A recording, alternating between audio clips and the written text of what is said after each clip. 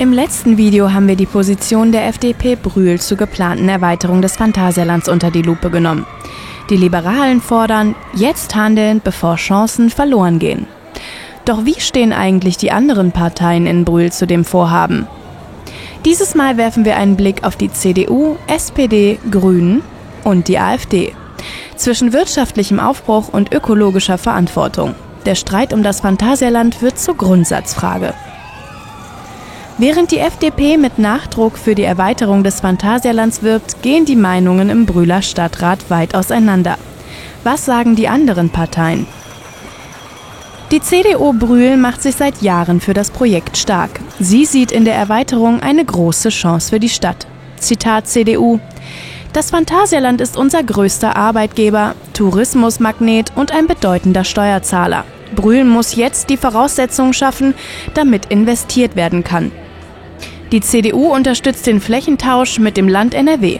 14 Hektar für den Park, im Gegenzug entstehen über 39 Hektar neue Waldflächen.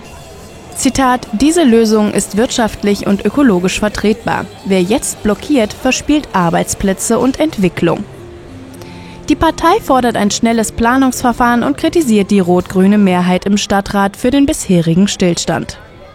Die SPD Brühl hat ihre Haltung überdacht. Nachdem sie die Erweiterung lange ablehnte, ist sie nun bereit für Gespräche, unter klaren Bedingungen.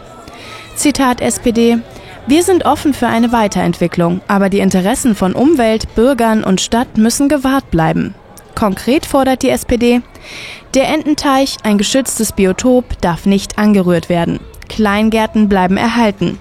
Ein Verkehrskonzept muss die Belastung für Anwohner senken. Und das Phantasialand soll wieder einen Tag für Brühler Bürger einführen, als Zeichen der Verbundenheit.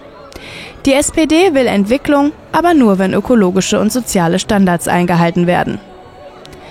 Für die Grünen Brühl ist die Sache klar. Eine Erweiterung im Naturschutzgebiet kommt nicht in Frage. Zitat Grüne: Der Flächentausch ändert nichts daran, dass hier streng geschützter Wald geopfert werden soll. Das ist mit Klimaschutz und Artenvielfalt nicht vereinbar. Im Koalitionsvertrag mit der SPD wurde deshalb festgehalten, bis mindestens 2025 wird keine neue Planung für die Parkerweiterung auf den Weg gebracht.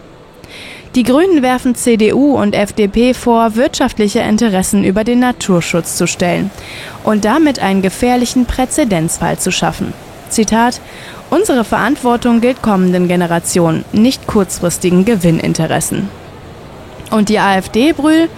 Zu diesem Thema hat sich die Partei bislang nicht öffentlich geäußert. Weder im Stadtrat noch auf ihren Kanälen gibt es eine erkennbare Position zur geplanten Erweiterung. Was das bedeutet? Offen. So steht es also um die politische Lage in Brühl. Zwischen Aufbruchsstimmung, Dialogbereitschaft und ökologischem Widerstand bleibt die Zukunft des Phantasialands weiter offen. Ob Kompromisse oder Konfrontation, entschieden wird erst nach 2025. Bis dahin bleibt alles in der Schwebe.